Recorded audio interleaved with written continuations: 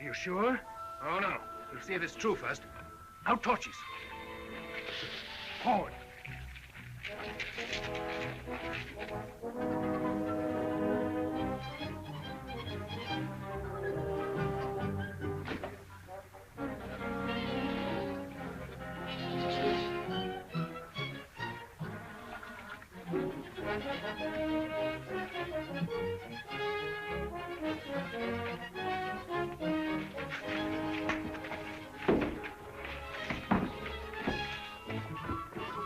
Hey, gently there, gently. A little more respect for the king's wife.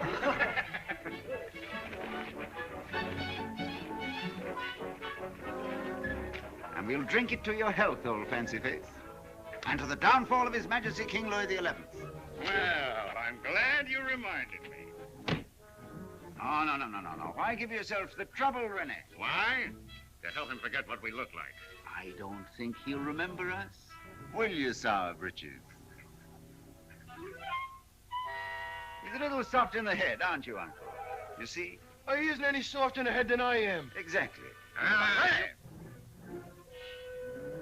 It's one thing to borrow a little of His Majesty's food and wine, but nothing like that. We'll hang for it, you fool. Then let us hang. The watch!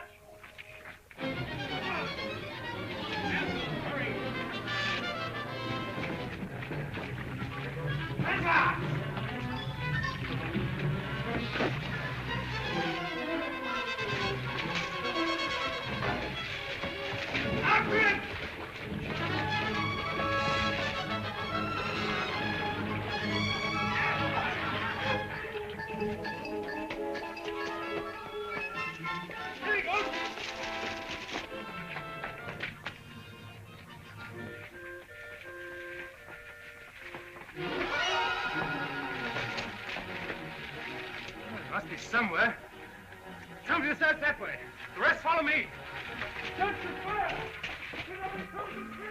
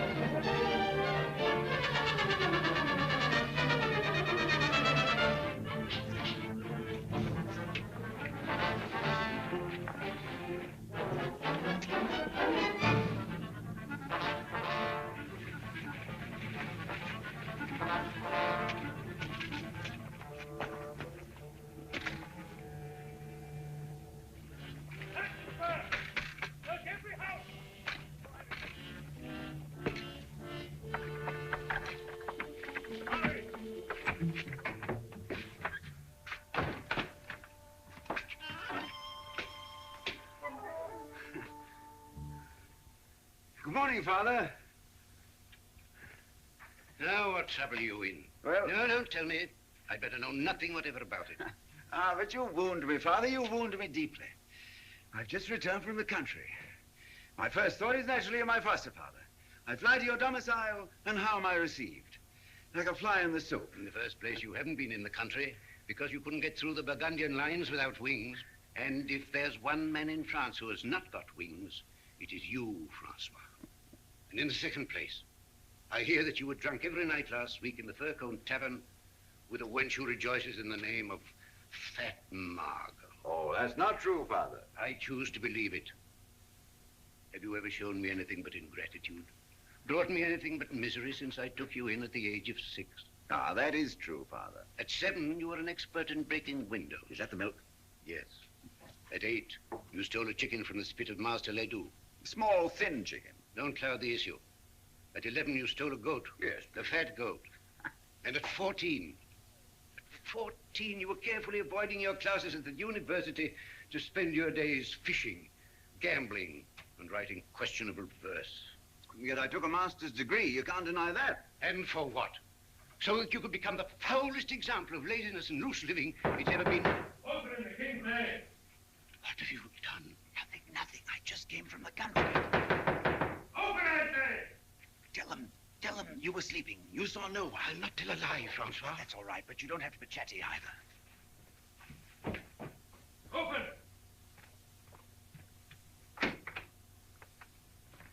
Good morning, Father. I'm sorry to disturb you, but the King's storehouse has just been robbed. King's storehouse? Robbed? Yes. Ah, by the poor, no doubt. They're so hungry. And the sight of all those hams and chickens and You cheeses... seem to know a good deal about this, Father. I knew nothing at all about it until you told me. Nevertheless, one of the thieves was seen climbing your wall. Did you see him? Climbing over my wall? Oh, no, I can truthfully say I did not. You see, I was here in the kitchen. You can't see the wall from the kitchen. Oh, search the house.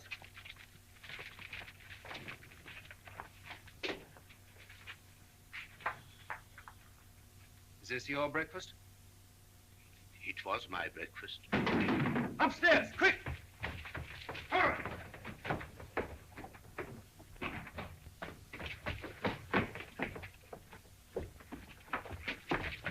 After him!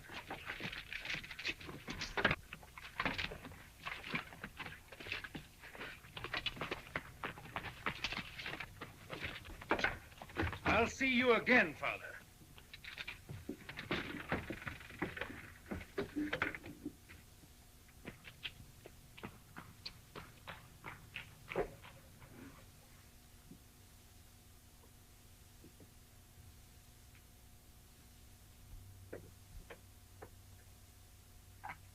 Well, now perhaps I may finish my breakfast in peace, eh, Father?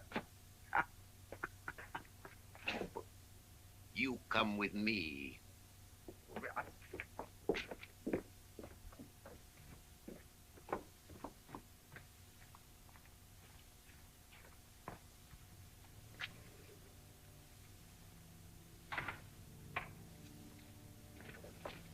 But, Father...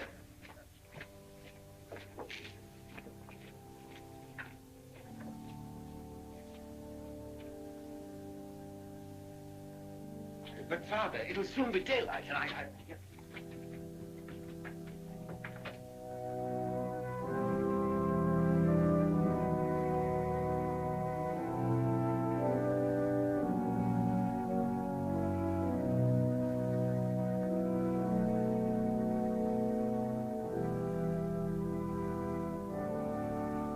Now, pray, Ustina, pray.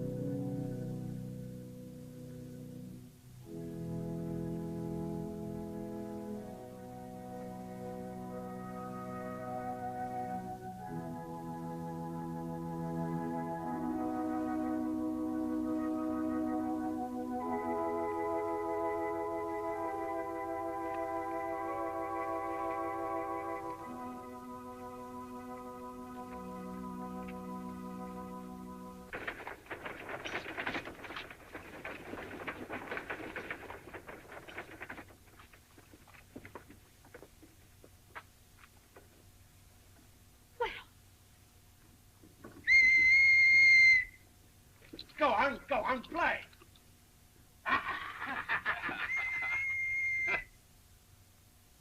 Wait here, my lady. I'll dig them out in a way they'll remember.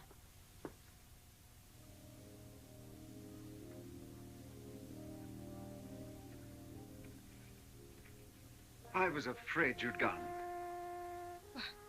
I've never seen you before in my life. Ah, but you've forgotten my dreams. I've dreamt of you always. Each night we've roamed the starry way together. Each morning I waked with despair in my heart to realize no mortal could be so fair. Yet here you are, the loveliest lady this side of heaven. I find to my shame my dreams have done you less than justice. Oh, my lady, I eat and drink thinking only of you. Wherever I look, I see you only. Of course, if I had better manners, I'd keep this to myself. But you see, I have no manners. I do indeed. Ah, but we are as we are. For what purpose, no one knows. Perhaps I was born to inhale the perfume of your hair and to exhale the music of the ages. May I read you a poem? No? Oh, thank you, my lady. If I were king, ah, love, if I were king, what tributary nations would I bring to stoop before your scepter and to swear allegiance to your lips and eyes and hair? Beneath your feet, what treasures I would fling. The stars should be your pearls upon a string. The world a ruby. Lady! The world a ruby for your finger ring. And you should have the sun and moon to wear if I were king. Let these wild dreams and wilder words take wing. Deep in the woods I hear. Milady. Milady. Won't you accept this poem? Shall we beat him, milady? Yes, but not too hard. Just lightly. There he is. Ah, thought you'd got away, did you? Aren't you Francois Villon? Francois Villon, Captain. At your service. Huh. Is this the man you saw in the storehouse? I've never laid eyes on him before. Have I, Fancy Face? Are you sure? I've an eye like an eagle. Well, maybe. But I think we'll just take him along to make sure. One moment, Captain. There must be some mistake. I saw this gentleman at his prayers in church. Good day.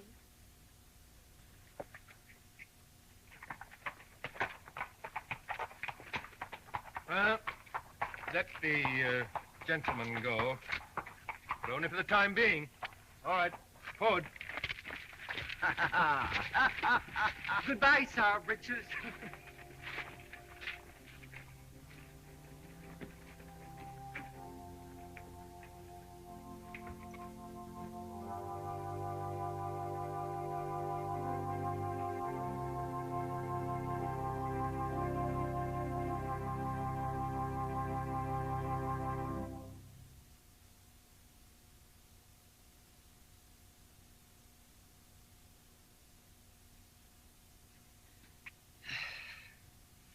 Now, Francois, admit you feel better for it, don't you?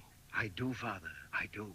You see, my son, time spent in church is not wasted. Oh, indeed not, Father. She smiled at me. Smile.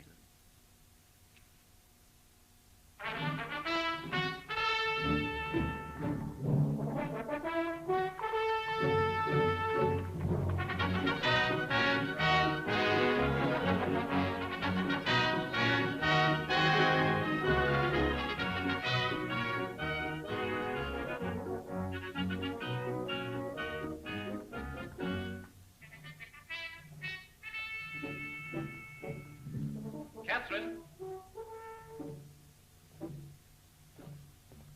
Good morning, Catherine. Good morning, Noel. Why didn't you attend me at Mass this morning? I was on duty all night. I'm just off to the East Gate now with reinforcements. Has there been fighting? Oh, no, the Burgundians won't attack. Why should they when they know they can soon starve us into submission?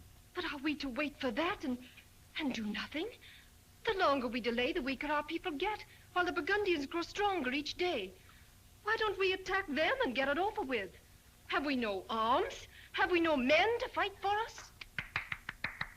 Well spoken, Lady Catherine. Spoken with all the impatience of youth with its life before it and the courage of a woman who doesn't have to fight. Oh, forgive me, Your Majesty, sir. Such words are dangerous, cousin. Suppose one of my generals, fired by your oratory, rushed out to meet the enemy. We might all get our throats cut. Suppose we won the battle. No, my generals never win battles. No more than my guards protect me against my own people. Did you know we had 13 outbreaks last night? Even my private storehouse was robbed. Oh, Your Majesty. Yes. Yes, it's all very depressing. The robbing of my storehouse especially denotes a sad lack of patriotism. And a sad lack of food, Your Majesty? Quite so. Yes, and now, my dear, I think you'd better run along to the Queen and help her with her embroidery or whatever it is she does with her spare time. And if you are bound for the East Gate, Master Noel, I suggest you get there before night overtakes you. Good morning.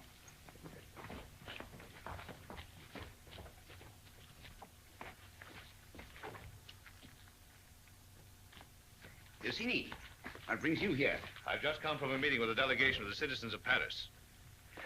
Well, what do they want now? They realize the futility of further resistance to the Burgundians and have appealed to me as Grand Constable of France to intercede with your majesty. Huh.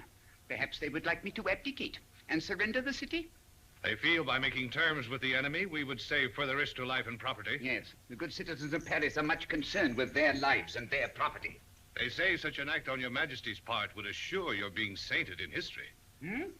Oh, yes, but my ambitions are a little more modest.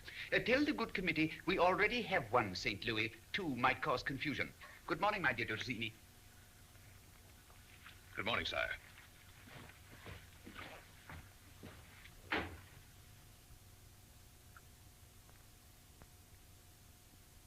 Tell me, Oliver, if you were one of our beloved rabble, that is, cold, hungry, with no good reason to love your king, what would you do, eh? Well, You'd desert to the enemy, wouldn't you? Never, sire. You think not? That is because you are not one of the rabble. You're under obligations to your king, who has rewarded you well for faithful services. But there are some who have not your high sense of loyalty, my dear Oliver. Look at this arrow now. It came over the walls last night from the Burgundian camp. See? A very clever device. It's a message. It's written in gibberish.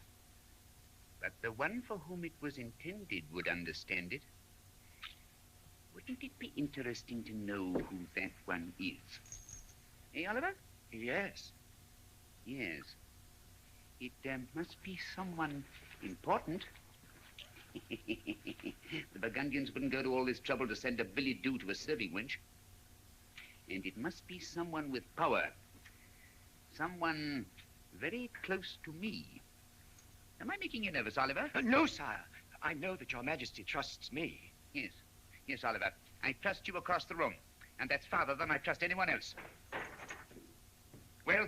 Your majesty, the prisoner is most obstinate. Huh. Has he been fully, persuaded? Oh, yes, your majesty. But he still refuses to confess. Foolish fellow. Perhaps a little of my persuasive powers may cause him to change his mind. Give me that arrow. Come on, both of you.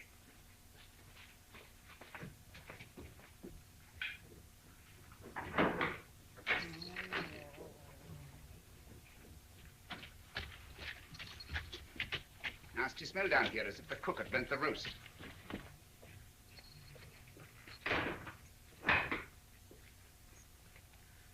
Come now. Tell me, my man, for whom was this intended?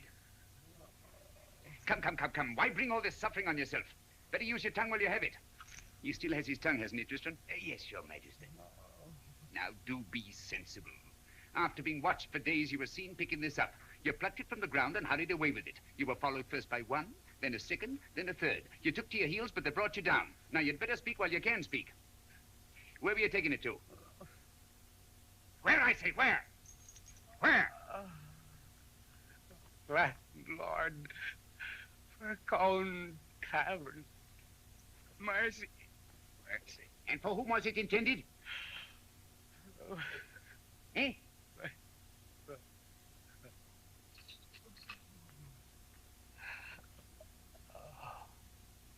Well. Very interesting, if true. Where is this Fur-Cone Tavern? The Fur-Cone Tavern, sire? Why, it's in the Court of Miracles.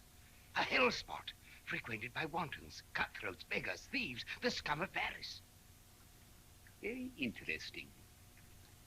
Give him some water. Only a little. Come along.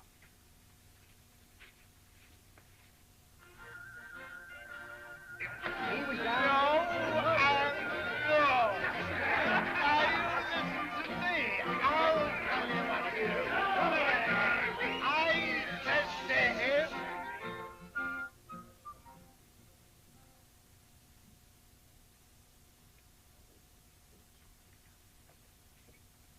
Sorry, masters. I've more here now than I can serve. Try some other tavern. Oh, yes, of course. Right this way, gentlemen, if you please. Come on, show me that again.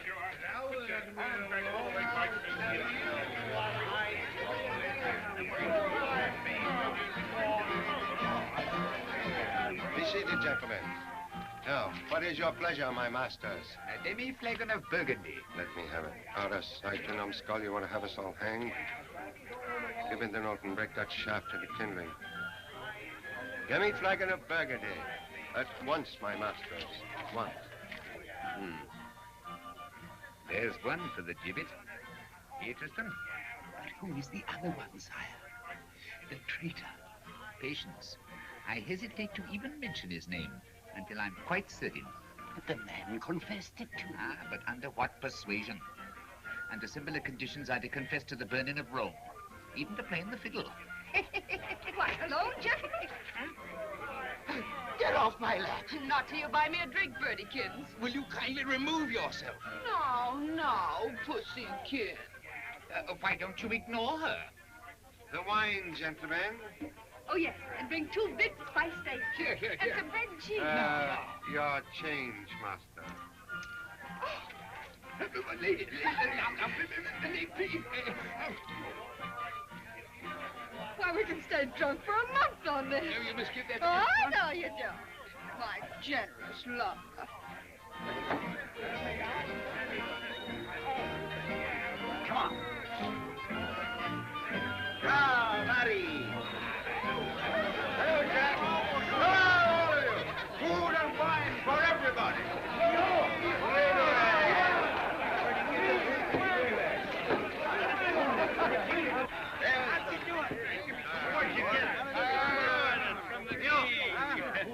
Take this food and wine out of here. Do you want to ruin my trade? Why, not at all, my good Turgis. You supply the tankard.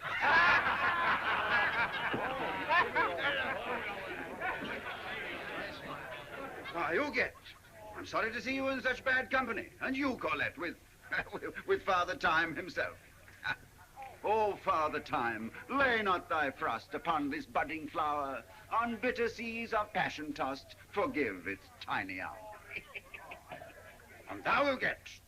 Waste not thy heart upon this juiceless mold, ere all thy fragrant youth depart, and leave thee useless, old. Isn't that beautiful? Who is this cockroach? Why, that's Francois Villon, the poet. Ha! A tinker of verses, gentlemen. No offense. Poetry is its own worst enemy. Come, join me in a bottle of wine, fit for a king.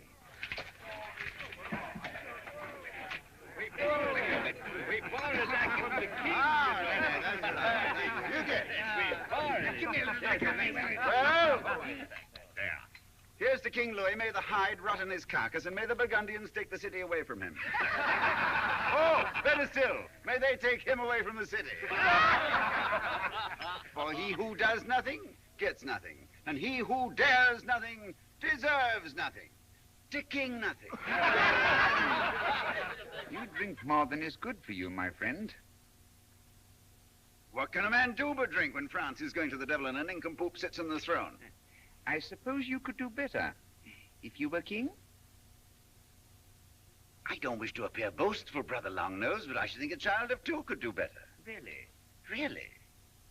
Had I been born in a brocaded bed, I might have led armies and served France. As it is, you see me here consorting with cutthroats and wantons and wasting my time on a dull old buzzard like you. Well, if it's so easy to be king, how would you begin? First, I'd eat. Oh, not common food like this, of course. Something more suited to my station. Having fortified myself on hummingbirds and goldfish, my next step would be to clean house. The vermin who infest the palace I'd hang in clusters. But you would make exception, surely. That kindly old hermit, isn't his name Tristan? What, that old murderer? I'd hang him first and suspend the others from his toes. Well, now, leaving Tristan swinging in the breeze, what would you do next? Oh, try to know my subjects. I'd try and earn their devotion and loyalty instead of their loathing. By abolishing taxes, I suppose.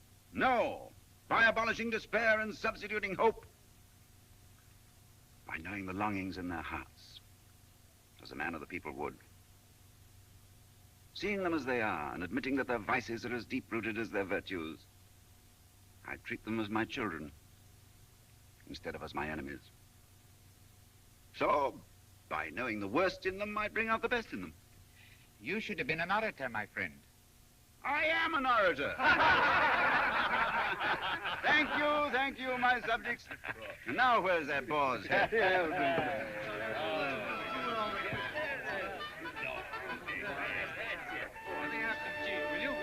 Ah, my little dove. Which do you prefer, the brains or the snoot? Francois, what would you do for me if you were king? For you, beneath your feet, what treasures I would fling. The stars should be your pearls upon a string. The world...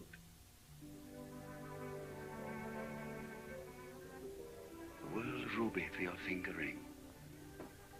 And you should have the sun and moon to wear if I were king. Would you do that for me? Hmm?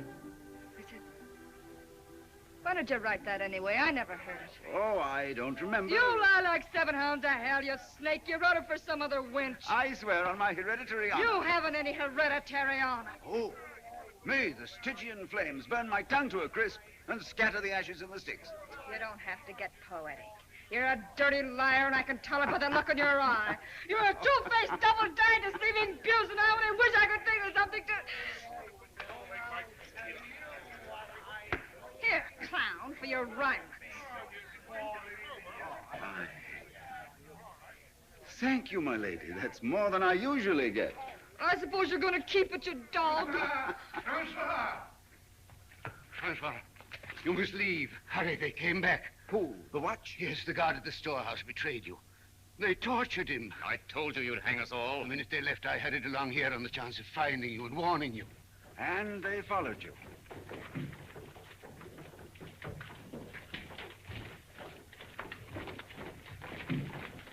We've done nothing wrong here, my Lord Constable. We obey the laws. We pay His Majesty's taxes. See, it's all receipted, my lord. You have but to glance at it. Don't you think it rather odd that my Grand Constable should come here himself? You mean that he... I'll take this with me and examine it later. Yes. You have a rogue here named Fillon? There he is, my lord. Francois, don't let them take you. Quick, quick. Down with the king, boy!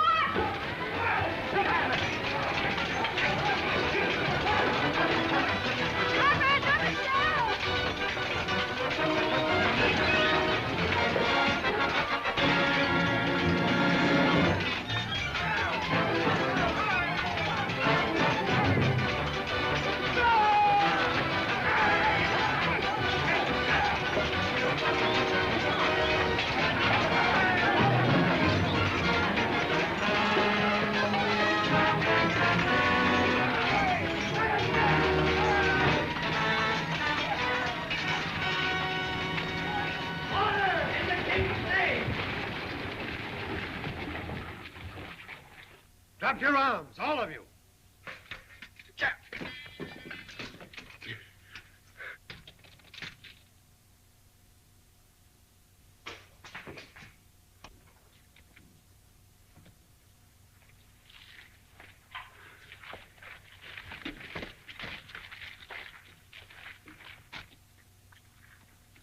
My lord.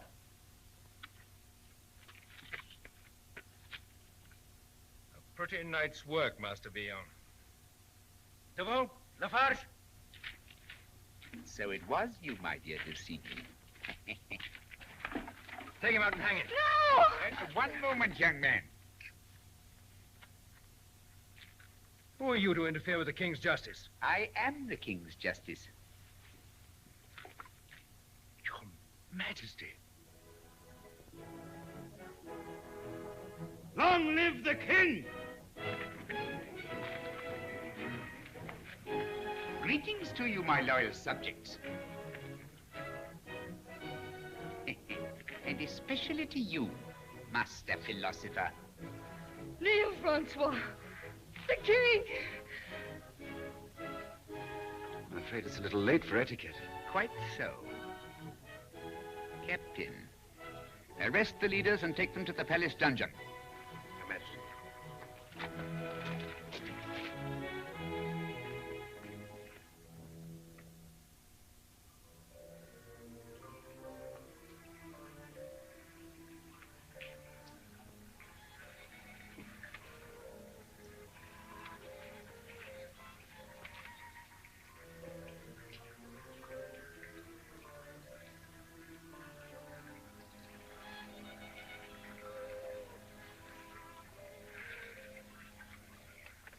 knew there was something wrong the minute I sat in his lap.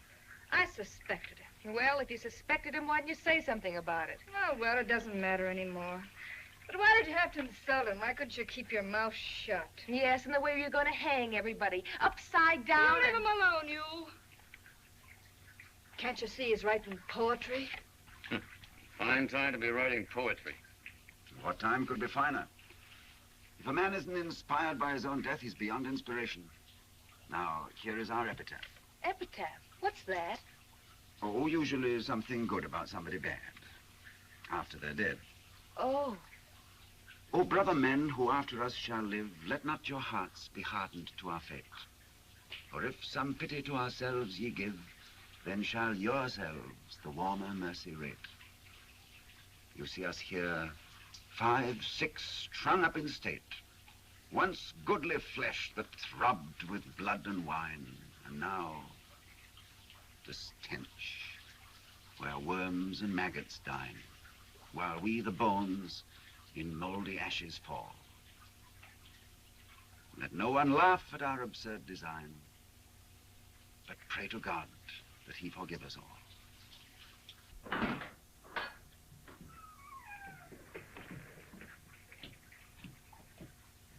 Francois Villon.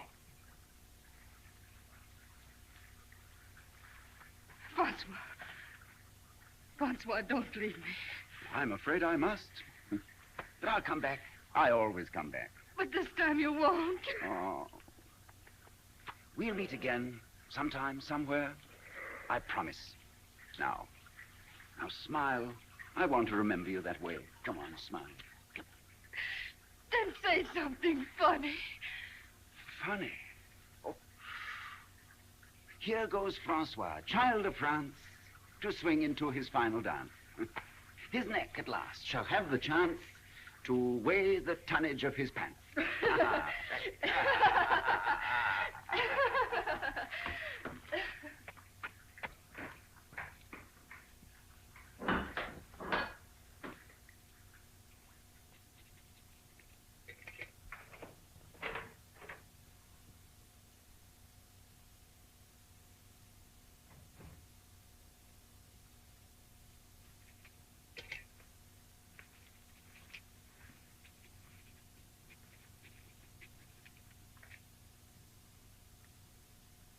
Good morning. You may leave us. I suppose you're wondering what I'm going to do with you. Your Majesty is not the imaginative type. I can almost guess. Don't you think that's rather a dangerous tone to use under the circumstances? What danger is there? Beyond hanging. What indeed? Compared with some of the choicer forms of amusement, hanging becomes a pleasure. I could have you boiled in oil, or sliced, or drawn and quartered, and there are other tortures that for the moment escape me. Yeah, I beg your Majesty's pardon. You should. Especially as I am not going to hang you yet. Your Majesty. No. Don't get emotional. I am nothing if not a just man. Last night you did me a slight favor by ridding me of my chief traitor. Oh, quite unintentionally, my friend. Nevertheless, you shall have your reward. Your Majesty will never know my gratitude. No, I probably won't. On the other hand, you did insult me publicly. You did make revolutionary speeches, naming yourself as my successor. And you did rob my private storehouse and eat the loot right under my nose. I didn't know it was your Majesty's nose. But you knew it was my storehouse. And you did top off the evening by assassinating my Grand Constable in cold blood. Yes. Yes, this places us on the horns of a dilemma. Your Majesty admitted he was a traitor. Even so, he was still my Grand Constable, so don't split hairs. But he started the fight. And you finished it, leaving me to punish you and reward you for the same deed. Something which would have puzzled King Solomon himself. Of course, you might hang me at one end and pin a medal on the other. A greater king would hang you out of hand. A lesser king would forgive you. I probably fall somewhere between the two. And this is my decision. Since you have deprived me of the services of my Grand Constable, don't interrupt me. And since you think it is so easy to rule these carrion who call themselves my subjects, I hereby appoint you Grand Constable of France and Brittany. Grand Constable? Defender of my crown, commander-in-chief of my armies, and dispenser of justice, high, middle, and low. Is this a jest? Not at all. Heretofore, I have selected my Grand Constables from the noble families of France. And they've all proved themselves either traitors or cowards. This time, I'm appointing one from the people. Oh, it's true you come from the gutter, my friend. But you have a certain native sense of loyalty, courage, and common knowledge. At least, it'll prove an interesting experiment. Oh, yes, and of course, you'll need a title to go with it. Get on your knees. Oh, well, yes. I suppose this'll have to do. Get down, go on. Francois, I dub thee Count de Montcorbier, hereditary knight of the Golden Buckle. Yes, and now I think you need a bath.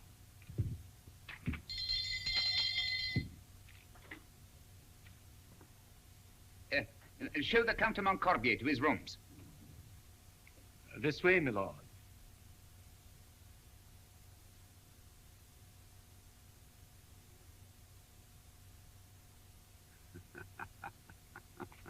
Your Majesty. My Lord Grand Constable.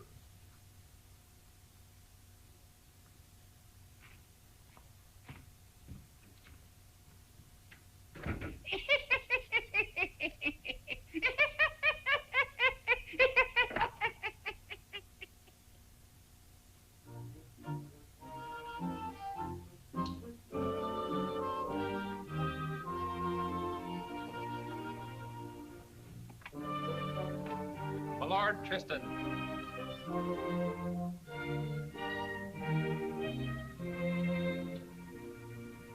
Your Majesty. My Lord Tristan, what is all this I hear? Do Sidney murdered? Yes, Your Majesty. Oh, how horrible. Yes, Your Majesty, but what does it matter since he was proven a traitor? Nevertheless, a very high-born traitor. I cannot understand His Majesty taking such terrible risks to bring about his downfall, when you could so easily have disposed of him with a cup of poison wine. I quite agree, Your Majesty. And the scoundrel that murdered him, who was he? A cutthroat of the first water, Your Majesty. A flea-bitten poet named Francois Villon.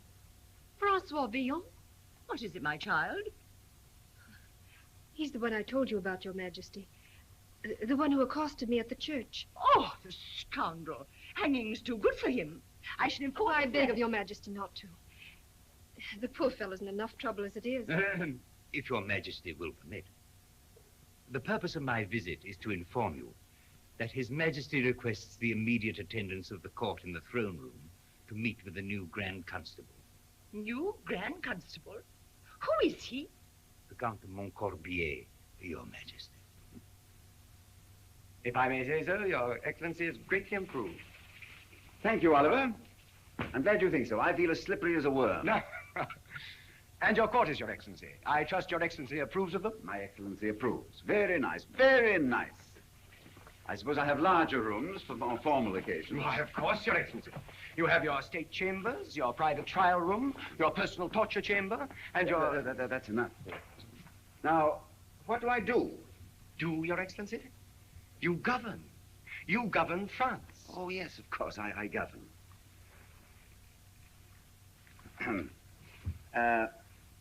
Do you spell de Montcorbier with a small or a capital D? Small. Small. My lord.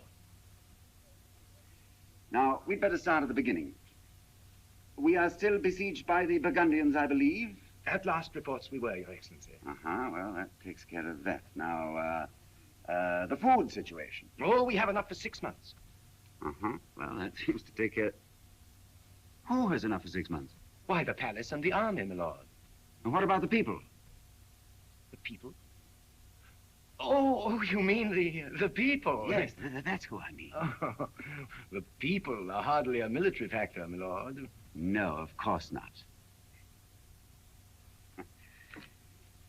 Now tell me, my friend, how does a Grand Constable fill up his day? Well, first he inspects the guard, reports to His Majesty, attends levees, and tries all prisoners, both civil and military. Prisoners? Have we any prisoners today? Only those arrested last night at the Furcone Tavern, Your Excellency. What? Are they still here? Of course. And I'm expected to try them? Of course. When? Oh, at your convenience. There's no hurry. No hurry?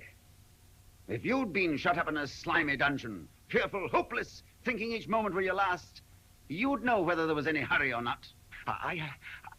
I meant no offense, Your Excellency. No, of course not, you. The worst offense is surely ignorance. Come, let's try the prisoners immediately. Yes, my lord. This way, my lord.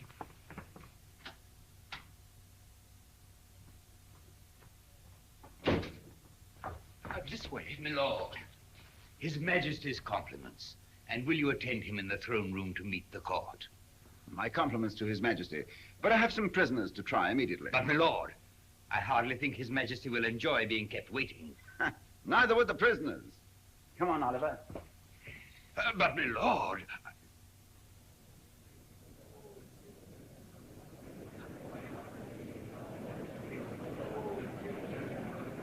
Yes, he comes from Nancy. But if this de Montcorbier comes from Nancy, Your Majesty, how did he get through the Burgundian line? Well, there's such a thing as a flag of truce, my dear. A flag of truce? Oh, but of course.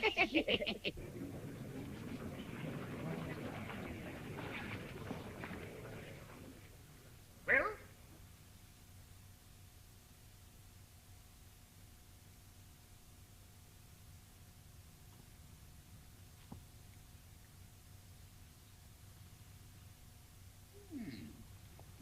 Well. Your Majesty, my lords and ladies, the court will remain assembled. Come along.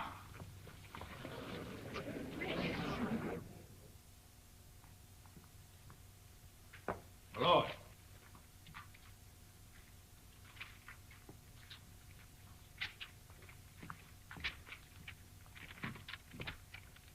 Your Excellency, the prisoners before you are charged with violating the curfew, assault and battery, suspicion of conspiracy, suspicion of having participated in the robbery of the king's storehouse, receiving stolen goods, and showing armed resistance to arrest.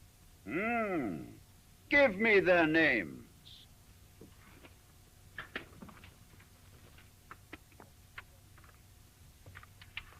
Robin Turgis. Yes, Your Majesty. I didn't have anything to do with it, Your Dignity. All I did was receive a paper from one man and give it to another man. And I had the slightest idea it had anything to do with the enemy, so help me. And yet you received 100 gold pieces for each transaction, I believe? That's a lie, Your Dignity. All I got was 10. If anybody got 100 pieces, it wasn't me. All I got was 10. I only did it 5 times. I got 50 pieces here to prove it, because I wouldn't touch the filthy money. Robin Turgis, you are a thief, the receiver of stolen goods, a conspirator, and worst of all, you water your wine. But, my lord... Silence! If I had it within my power, I'd have you hanged and strangled, roasted over a slow fire, and boiled in your own diluted wine. However, His Sovereign Majesty, Louis XI, defender of the faith and champion of the people, has decided on a new policy of extreme mercy. So, I am reluctantly constrained to fine you, 50 gold pieces, which you will pay to the captain of the watch. Does that mean that I am free? It means you are entirely free. Now get out! Free? Oh! Long live the king! Long live the king! Long live the king! Long live the king!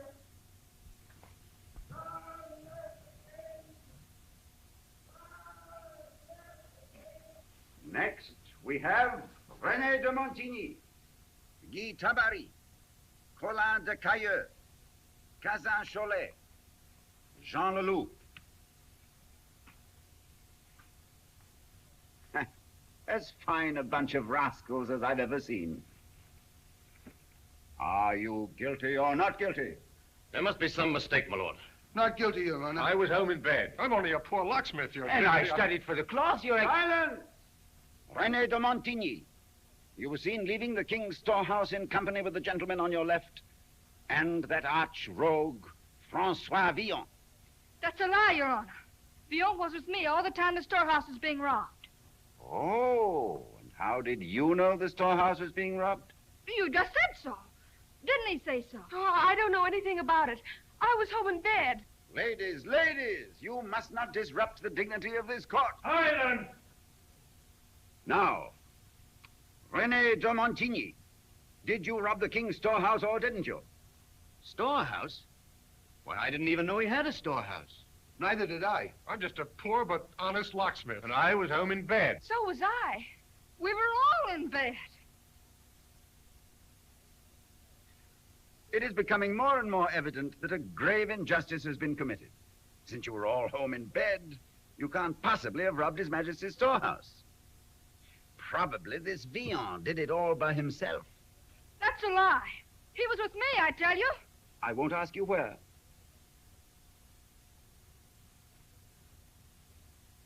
Now, if you will let me finish what I was saying. Since it is apparent you are all innocent, and have in consequence suffered false imprisonment, I am unfortunately obliged to award you damages. Much as it pains me, I decree that you shall each receive 7 gold pieces. The captain of the watch has in his charge 50 gold pieces. 7 times 7 being 49. There will be 1 piece left over, which you will give to the poor, Captain. Without fail, Your Excellency. Long live the king! Long live the king! Long live the king! Silence! I echo your sentiments regarding the life of the king, but do not be deceived. His Majesty is not hoodwinked. If he forgives you in this instance, it is because he knows also that you were hungry, and he hopes that his kindness toward you will breed a little decency in your own hearts, which I doubt. Now, get out! Long live the king!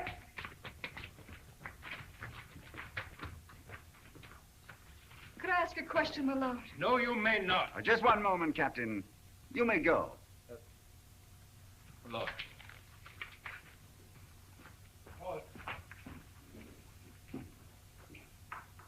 What is it, my child?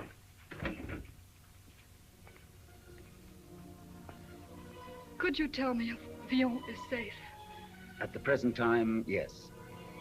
Thank heaven and God bless His Majesty. Amen to that. Why are you so interested in this rascal? Because I love him. Oh, he's a dog if there ever was one, but I love him. He doesn't deserve it. Oh, I know that. Your name is Zuguette, isn't it? Yes, Your Honor. Villon spoke to me about you. He said you might ask about him, and if you did, to tell you he doesn't deserve your affection. And to give you this ring.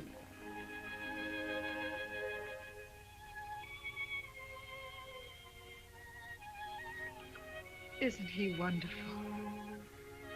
Thank you, my lord. I wonder who he stole it from. Will they free him, too? Oh, probably. Thank you, my lord, for all your kindness.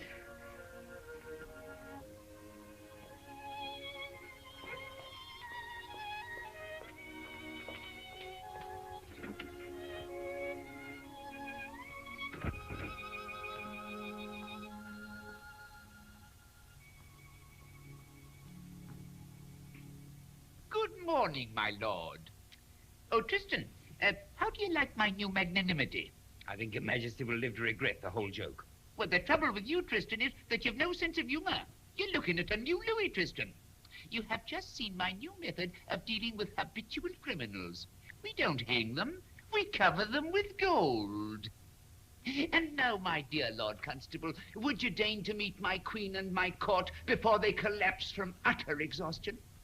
Your Majesty. My Lord Grand Constable. His Majesty the King.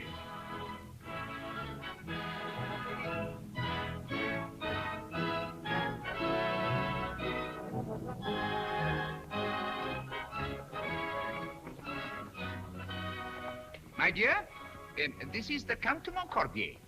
My lord. I can't see him very well. What does he look like? My lord, My Lord d'Estouteville, the Provost Marshal of Paris. My lord. The Seigneur de Grigny. My lord. And the Count d'Honfleur. My lord.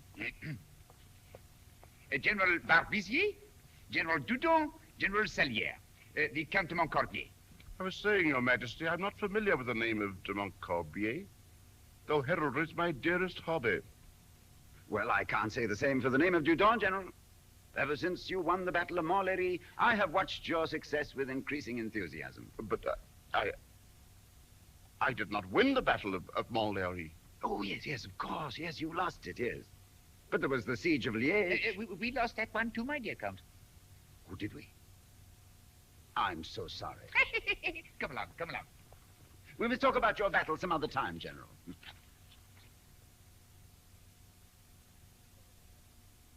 Duchesse de Langeais, Vicomte de Gratilla, Seneschal of Paris, the Count de Mont...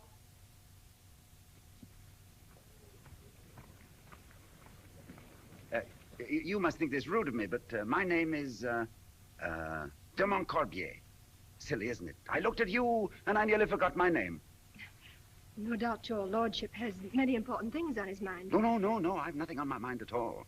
You just affect me that way. I had no idea that you... You live here? I am one of Her Majesty's ladies-in-waiting. Oh, what a fortunate queen. Do you know, the moment I set eyes on you, I said to myself, there is all the beauty in the universe. Past, present, and future, personified and embodied in this exquisite creature. My lord. What is it? What is what, my lord? The name of all this loveliness. My lord. My name is Catherine de Vaucel. What a beautiful name.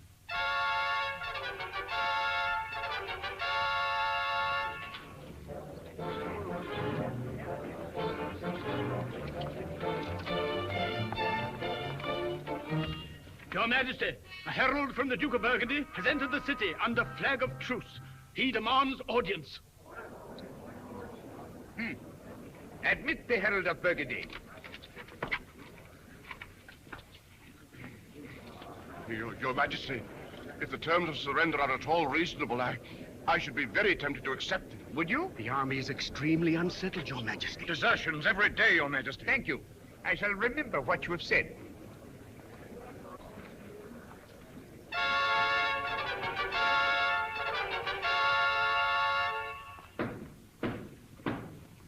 Herald of Burgundy.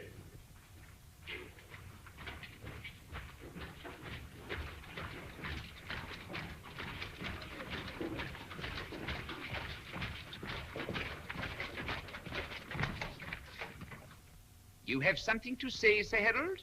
I have, Your Majesty. Then say it, my friend.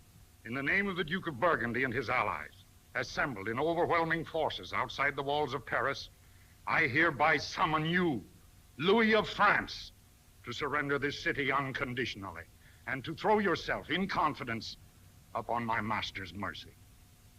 And if I refuse, Sir Herald? For the city, famine till the end, then fire and the sword. For yourself, no hope of pardon.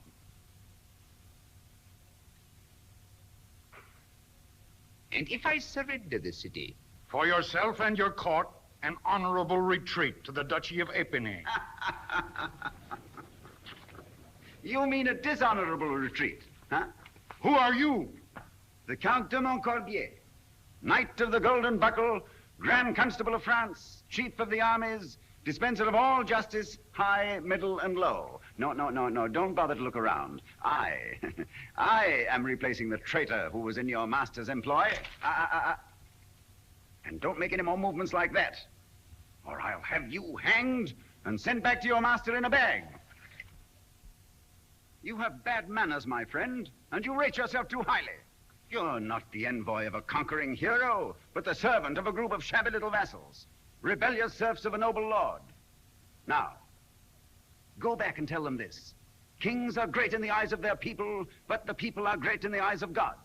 And it is the people of France who are speaking to you now. We are well armed and provisioned. We are warm and comfortable behind our strong walls. We laugh at your threats.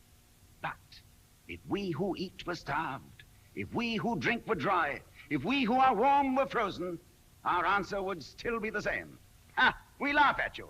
We, the people, and the king. And this is your answer? No!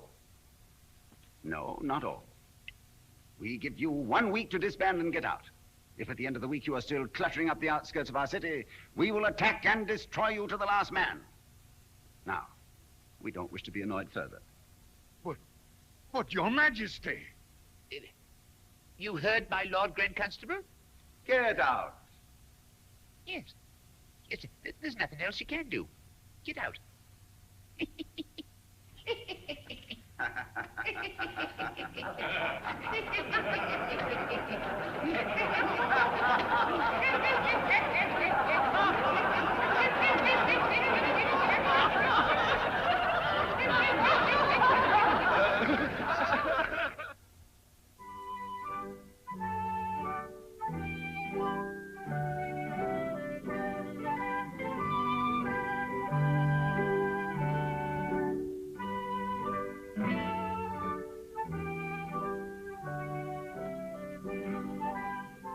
But what do you think, my lord? Will the Burgundians retreat, or will they stay and be slaughtered? I'm afraid they'll stay and be slaughtered.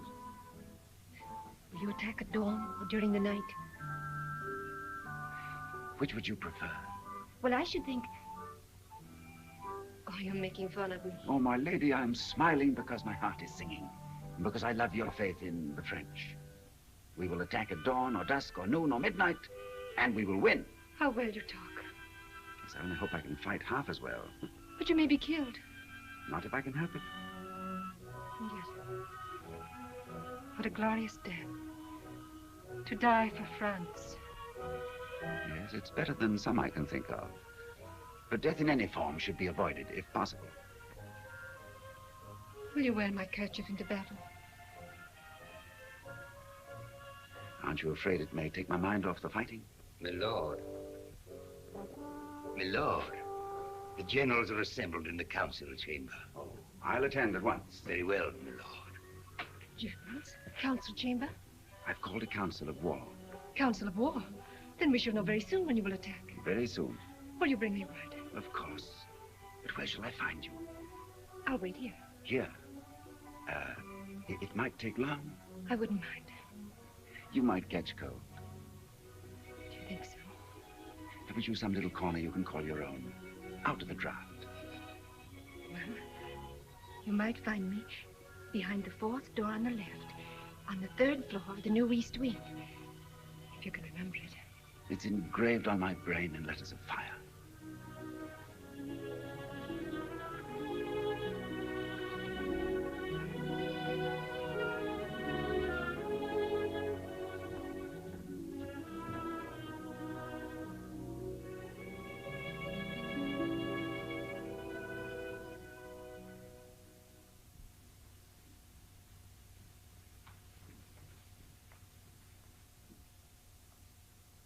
It's an insult, Your Majesty, that I should be asked to discuss this matter with such a man. I quite agree with General Boudon. The whole thing's a waste of time, Your Majesty. He knows nothing whatever of the situation.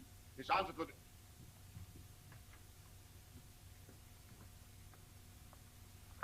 the... Your Majesty. My lords. We were just discussing your plans to attack the Burgundians. It's a very interesting opinion, General, but it leaves me in the dark. I think the General meant to convey That it's ridiculous, absurd. Even if I commanded my soldiers to attack, they wouldn't fight. You see, the foundation of strategy is to surround. You can't fight from the inside out. Even Caesar. May I suggest, then let us surround them. And how can we surround them? How can an egg surround its shell? That brings up a very interesting... It's preposterous. But why can't we break through their line? Because they won't leave them for us to break through. They'll retreat and pin us against the walls of Paris. It's quite apparent, General, you have an answer for everything. It's quite apparent that you have no knowledge of military maneuvers. You're right, General. I've only studied yours, and I've learned nothing from them. Sir! My only wonder is that you chose the sword when you care so little for fighting. If you'd care for a sample of my fighting... Aren't you afraid, General, I might surround you? Gentlemen, this is not helping us with the Burgundians. My Lord Constable, what are your orders? That we attack within the week. And what do you say to that, General?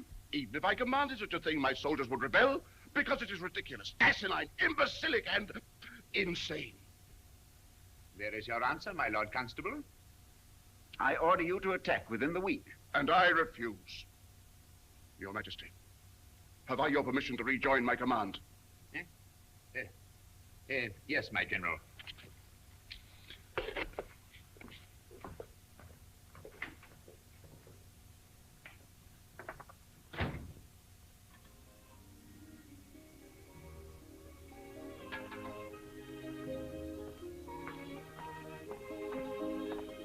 Your supper, milady. Thank you, Anna. You may go to bed. Will there be anything else, milady? No, thank you, Anna. Good night. Good night, milady.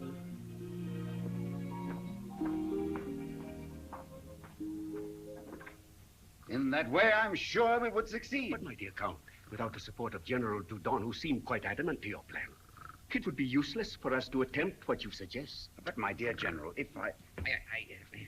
What are you talking about, eh? Your Majesty. Your Majesty, have we your permission to rejoin our commands? You may, generals.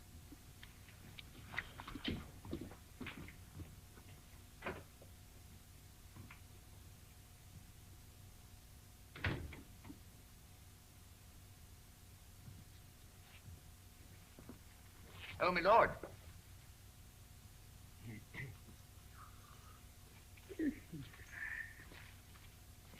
It's not quite as easy as you thought, is it?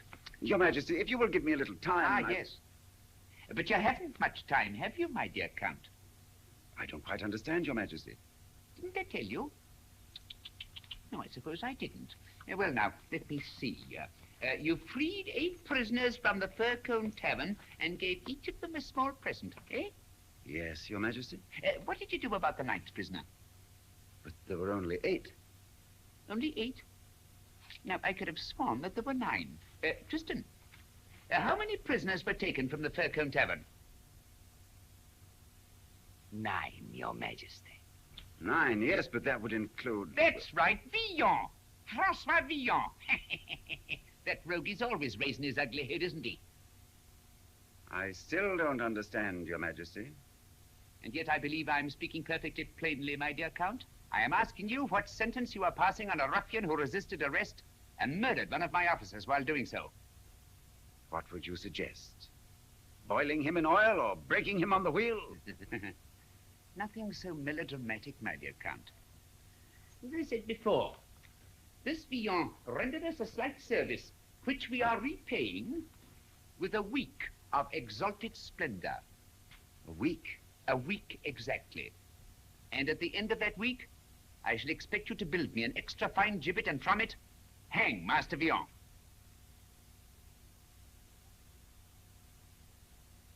Yes. You know, for a few hours, Your Majesty had me almost disappointed in him. I'm glad that your faith in me was sustained, my dear Villon. Good night. Good night. Oh, yes. Your Majesty. Oh, yes. My Lord Grand Constable.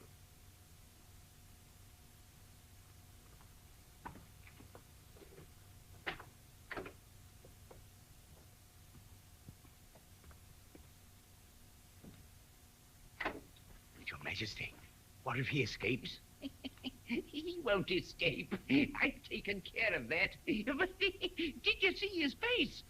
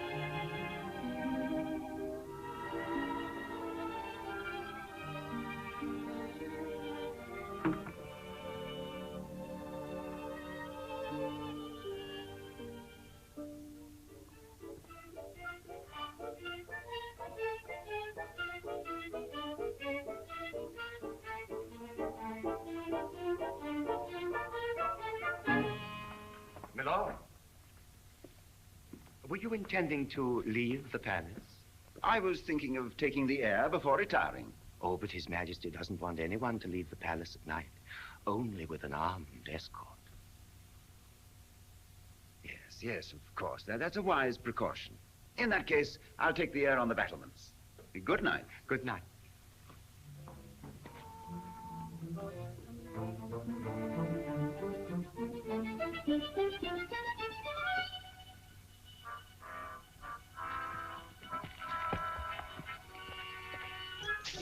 Oliver, after him. You two chase him. Quick, quick.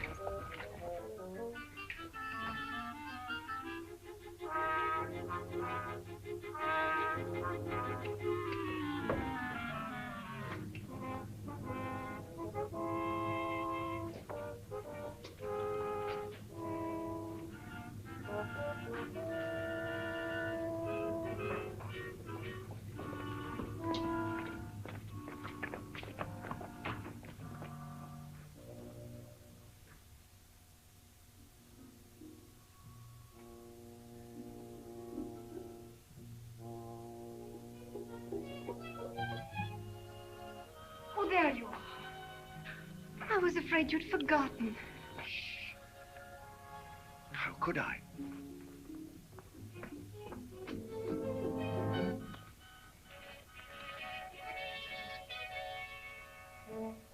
What is it, my lord? I was just making sure the palace was well guarded. It is. Now you must forget your duties. Come.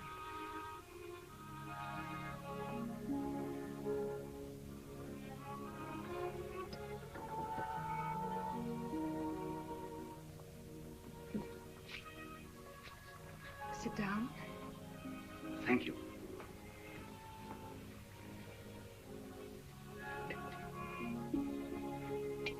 I had some food brought. Oh, I'm not hungry, thank you.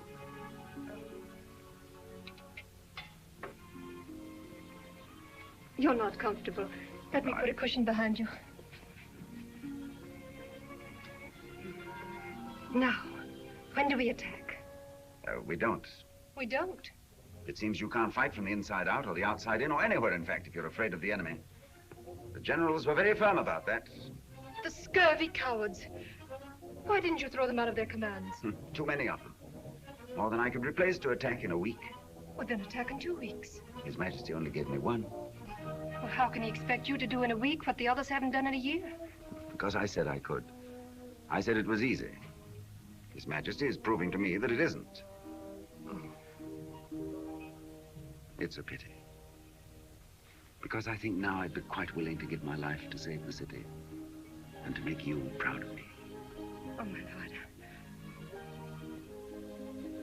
I'm so sorry.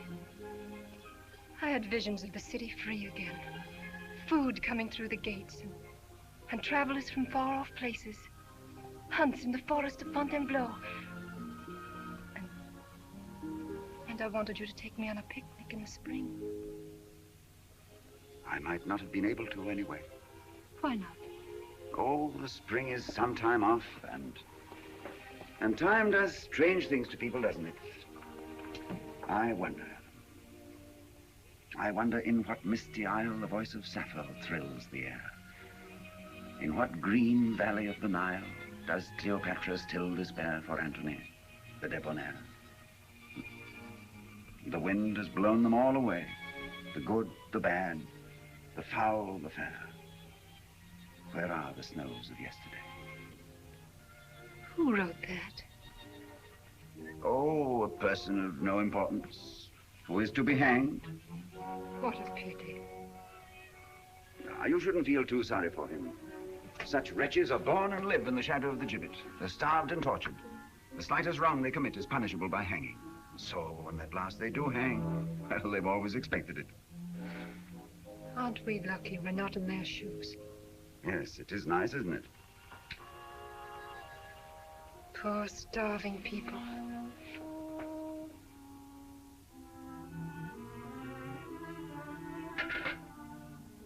They'd fight soon enough if they didn't have so much food to stuff themselves with. Who? The generals, the army. Big fat pigs. That's it. Of course, that's it. What? Of course they'd fight. When their stomachs are flapping against their backs, they'll fight soon enough. Why should they fight with 6 months' food in the storehouses, the bloated bourgeois? But when that's taken away from them... Ho, ho, ho, what a brain! You gorgeous, heaven-sent dream of loveliness. Just think, tomorrow will be a happy day for the hungry and a busy day for the storehouses. You mean you're going... I mean I'm going to open every storehouse and give away all the food. Wonderful. And now I must leave you before I ruin your reputation completely. Well, my reputation hasn't seemed to bother you up till now. Since knowing you better, I respect you even more. Dare I kiss your hand? Because you've already kissed me on the lips. I think you're becoming a little formal. Did I really? I thought I was dreaming.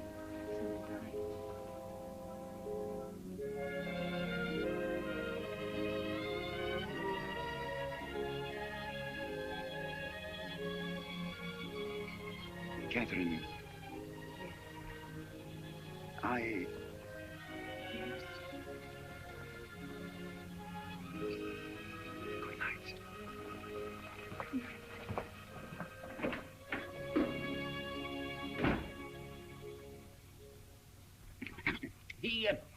He never knew that he was being followed. He hadn't the slightest suspicion of it. Did you order the gibbet? Oh, bright and early, Your Majesty. Of the stoutest oak and masterfully joined. Well, be careful he doesn't hang you on it before you get a chance to hang him. Your Majesty!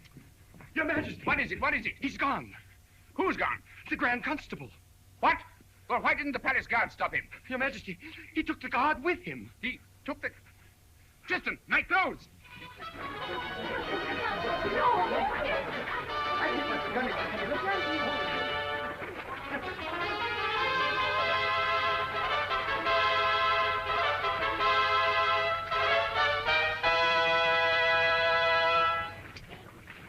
In the king's name, being duly apprised of some shortage of food in certain sections of our city, I hereby command the keepers of my storehouses to relieve the condition by the immediate distribution of whatever stores are necessary for the relief and comfort of my beloved people.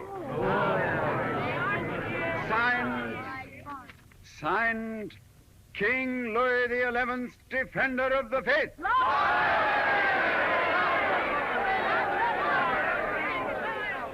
Forward, guard! Can I take a flag?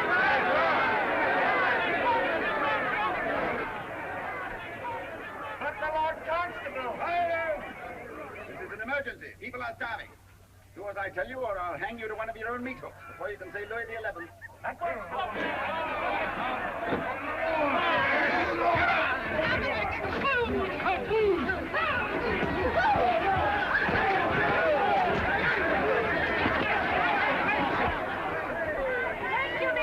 But, my lord, I'll never be able to get in there. Well, then follow us. We're opening all the storehouses.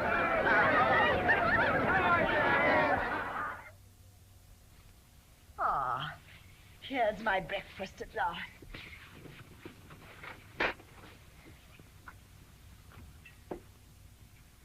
Where are my eggs? There aren't any eggs, Your Majesty. What do you mean? His Majesty has given them all away. What do you mean he's given them all away? To the people, Your Majesty. That's what the steward said when he came back from the storehouse. He tried every one, but it was always the same thing. His Majesty has given everything away. But this is ridiculous. Not His Majesty. I can't believe it. Catherine, go immediately to His Majesty and inform him what has happened. And tell him I must have eggs for my breakfast. And I don't care where he gets them. Yes, Your Majesty. Fish. From the moat, I suppose. I tell you, Your Majesty, there's no hope of victory. You're very comforting, my friends. Well, what is it? What is it? Lady Catherine, with an important message from Her Majesty.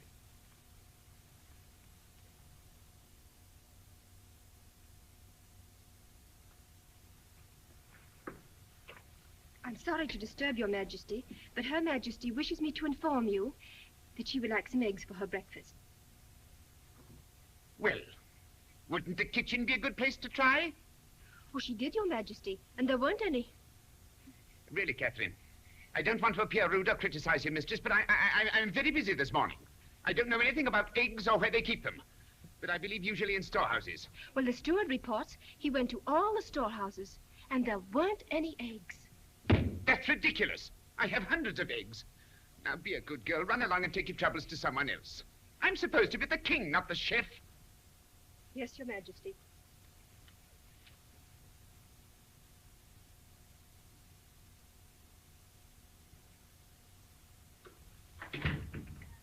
Eggs. Eggs!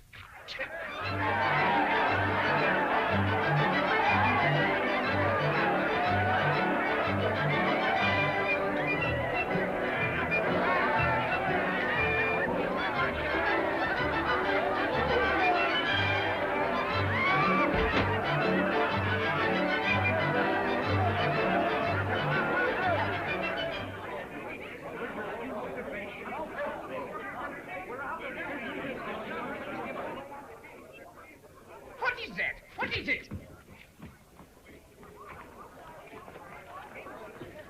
Tristan, what is all that babble about out there? I trust Your Majesty's sense of humor is functioning well this morning. What are you talking about? Your Grand Constable has opened the storehouses and given away all the food to the populace. All? To the last bean. I trust Your Majesty is well amused. How much food have we here in the palace? How much food have we here in the palace? Sufficient for perhaps 5 days, Your Majesty. 5 days?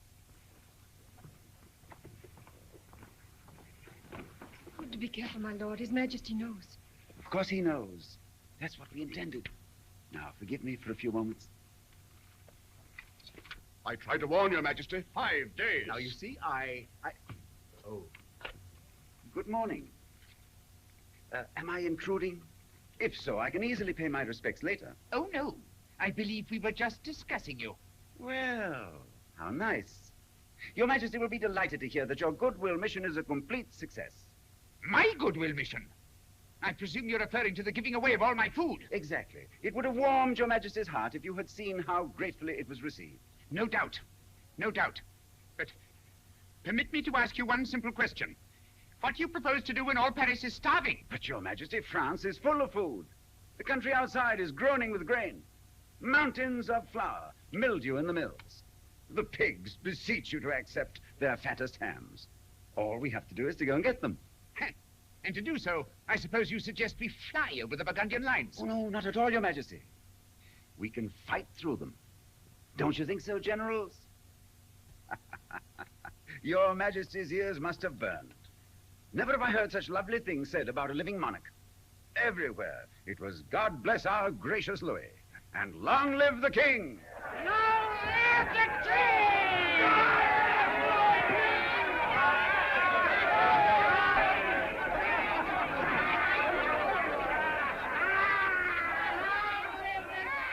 You know, there's something about all this I don't quite understand. What's hard to understand? The people's got no food, so the king gives it to them. I say, long live the king! Yeah. Why does Louis worry about us? He never did it before. There's only one thing to it. They're fattening us for the kill. They're expecting an attack from the Burgundians, and they're trying to buy our help. Well, why shouldn't we help? This is our city, and Louis is our king. What did he ever do for you? Oh, he sent us all his food. That's it. You see, it's a trick. Trying to buy your loyalty through your stomachs. Well, when the Burgundians are fighting the Parisians, and the Parisians are fighting the Burgundians, I know what I'll be doing. Yes, you'll be hiding in the cellar.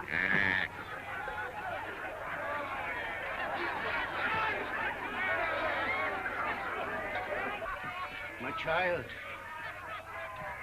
Good evening, Father. weren't you with Francois Villon when he was arrested? I was, Father. I heard that you and the others had been released. But what about Francois? He wasn't with us. Then the worst has happened. Oh, no, Father. The Grand Constable himself told me he was all right. I wish I could believe that. Oh, but you can. The new Grand Constable is a very kindly man. He must be. Without him, all these people would still be without food. Yes, and look at him. Gorging themselves today and starving again tomorrow.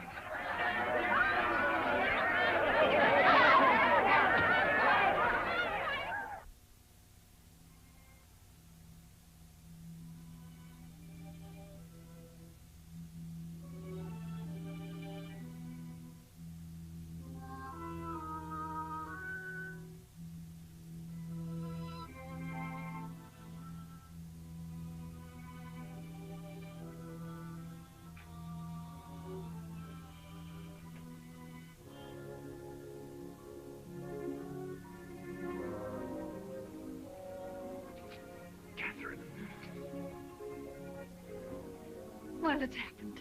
Tonight His Majesty had his last meal. Now they'll have to fight. What do you mean? Our glorious army has determined not to fight. Neither cold nor starvation, insults or abuse will swerve them from that noble impulse. Then we failed. And my week ends tonight. Is that why you've avoided me all week? No. No, I was busy with the walls, trying to...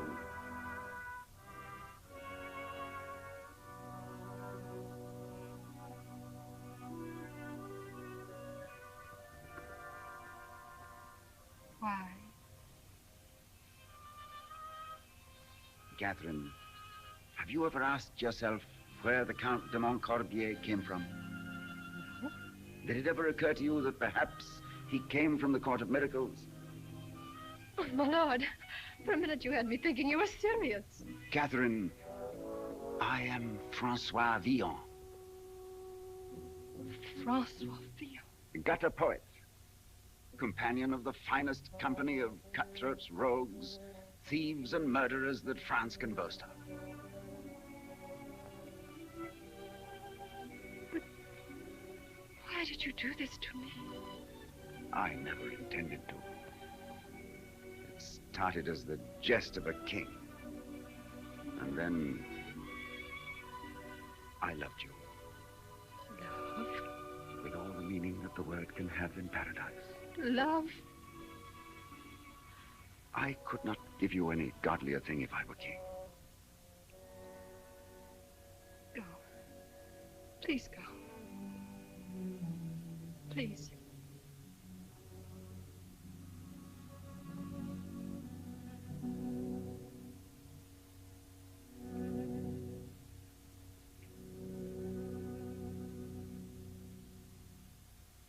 Our commands are completely demoralized, Your Majesty. Not a man will obey his officer. They refuse to man the walls. I'd have them hanged. But who's to hang them, Your Majesty?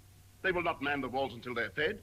In the meantime, the West Gate is unprotected. But we haven't any food to give them. Your Majesty might pacify them with some sort of entertainment, such as perhaps immediately hanging the noble lord who gave away their food. An excellent idea, my lord. What is it, Father? I must see His Majesty. Or the Grand Constable. I'm sorry, Father, but that's impossible. I tell you I must. I have urgent news. Wait.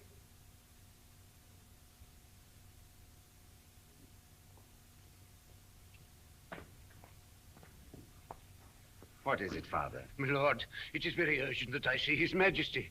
Or the... Francois. Francois. Oh. But Francois... One moment, Father. You may go. Now, what is it, Father? Francois, what does this mean? You here dressed like a... I'll explain that later. Now, what is your urgent message? I can tell that only to the king or the Grand Constable. I'm the Grand Constable. Francois, this is no time for jesting. De Montigny has assembled his cockleshells at the Court of Miracles. Hundreds, thousands of them. They know the Burgundians will attack soon, and then they plan to sack and loot the city. But Francois, if you were there, you could stop them. They'd listen to you. They always have.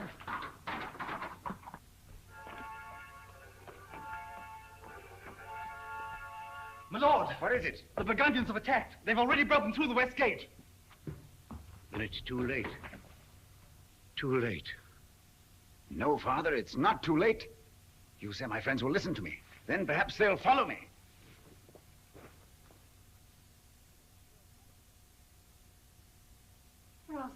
Where is he? Where is he? Where is he? So there you are, my Lord Grand Constable.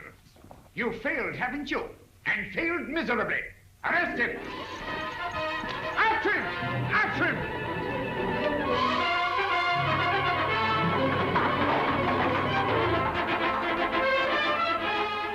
He got away, Your Majesty. Ah, so he got away, did he? Very well then. Issue a command. Anyone seen that man, arrest him. If he resists arrest, cut him down. To your post, generals.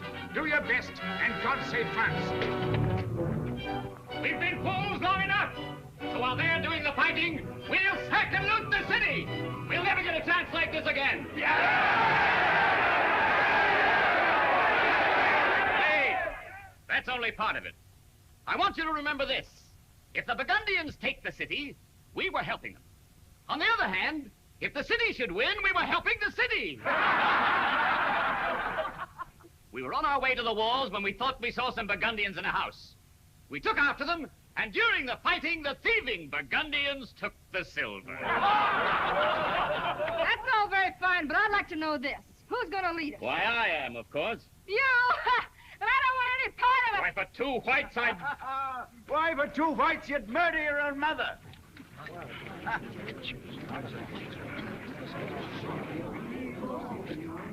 Your oratory is improving, my dear René. Don't you think so, you get? Vion! Vion! Yes, Francois Villon. Come to tell you a few things my friend de Montigny has forgotten to tell you.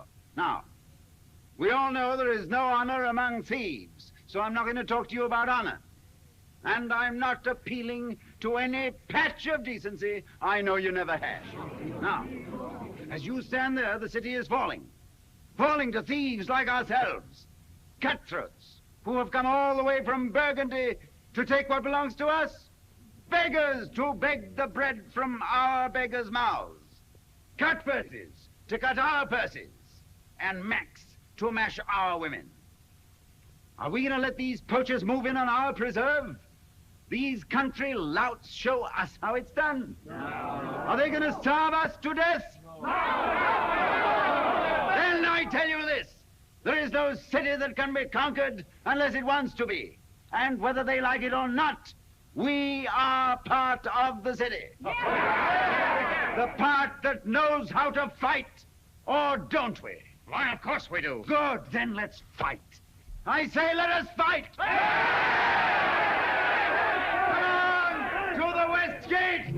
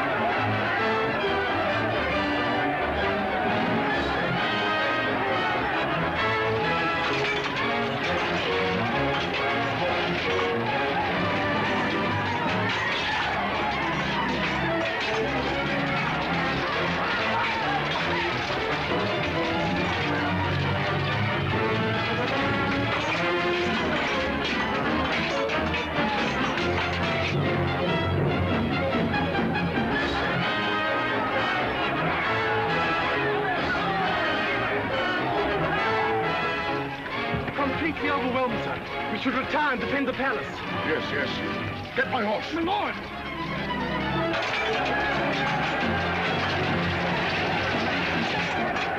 It's the Grand Constable himself, leading the people.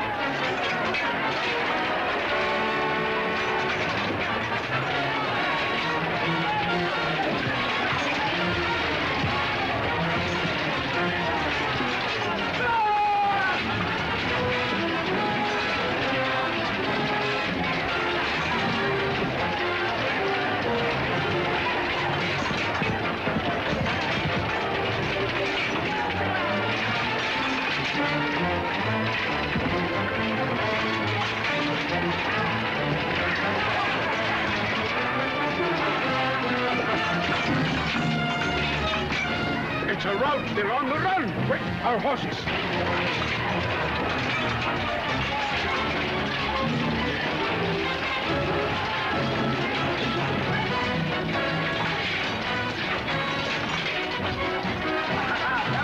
We've got them on a run. Come on, after them. Come on.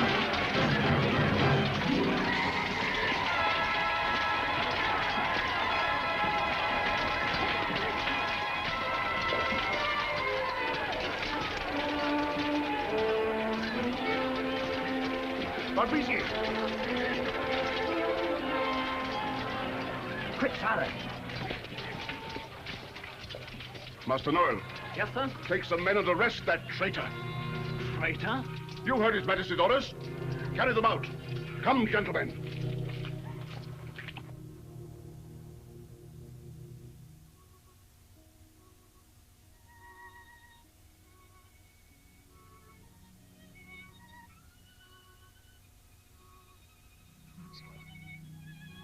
Yes, you get.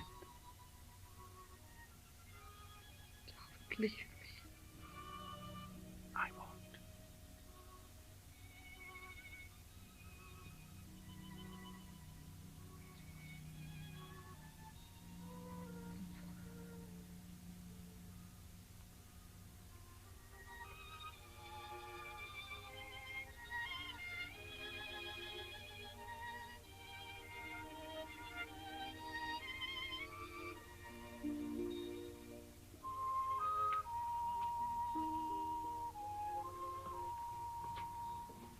My orders are to arrest you, my lord.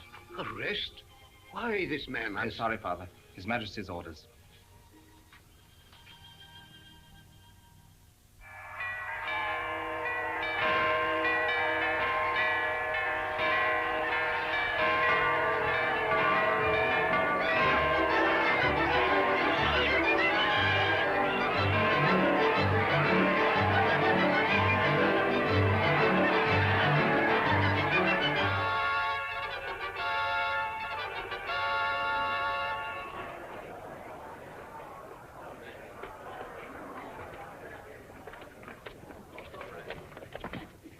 I have the honor to inform your majesty that our arms have been victorious on every side.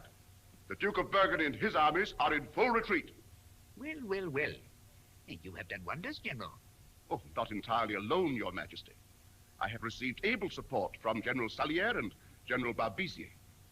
Your majesty's orders have been carried out to the last word, even to the running down and the arrest of your traitorous Grand Constable, whose fate is now in your majesty's hands. Excellent. The Count de Montcorbier, having proved himself a coward and a traitor, is hereby sentenced to be hanged this day. Your Majesty.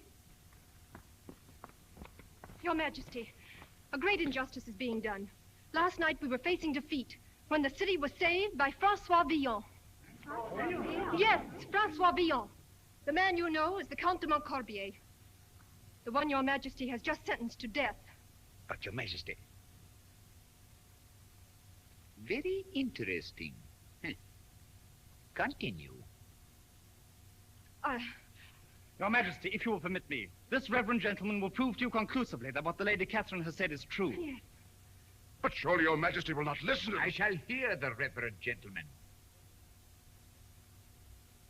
Proceed, Father. It is true, Your Majesty. When I told Francois that the rebel were planning to sack and loot the city.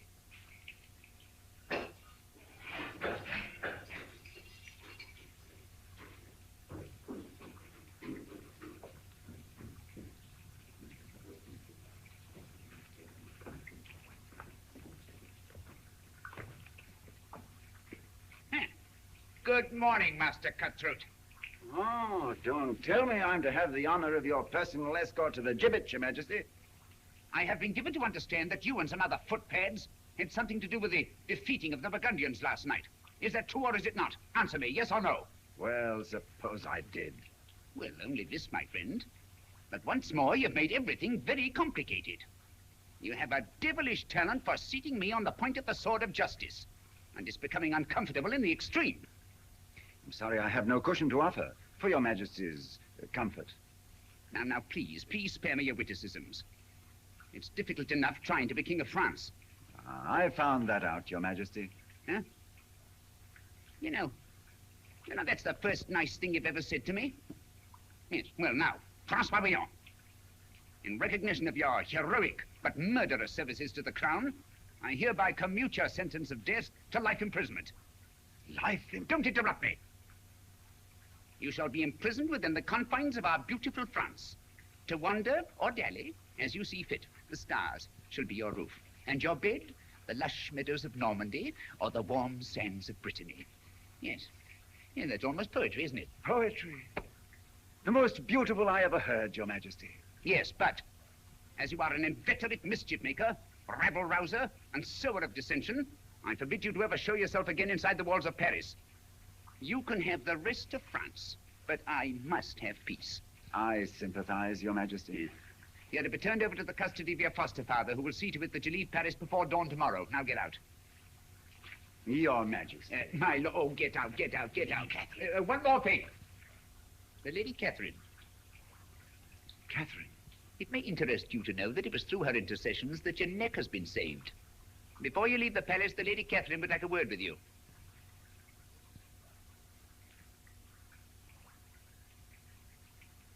No, it's better this way. Will you thank the Lady Catherine and tell her that someday I hope to make the saving of my neck worthy of her efforts?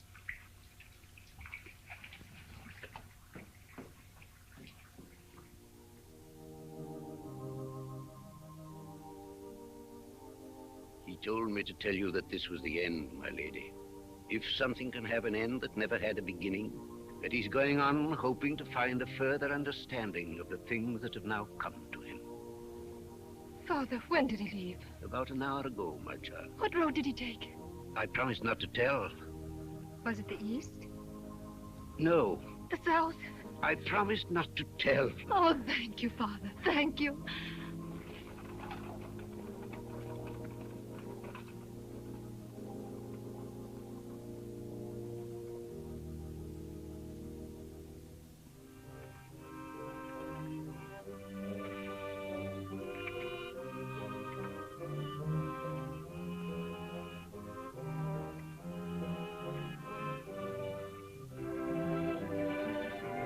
Lady, there's a man walking on the road ahead. Is he the one, milady? Yes. Shall we overtake him? No, we mustn't overtake him till he's very tired. He's a very obstinate man.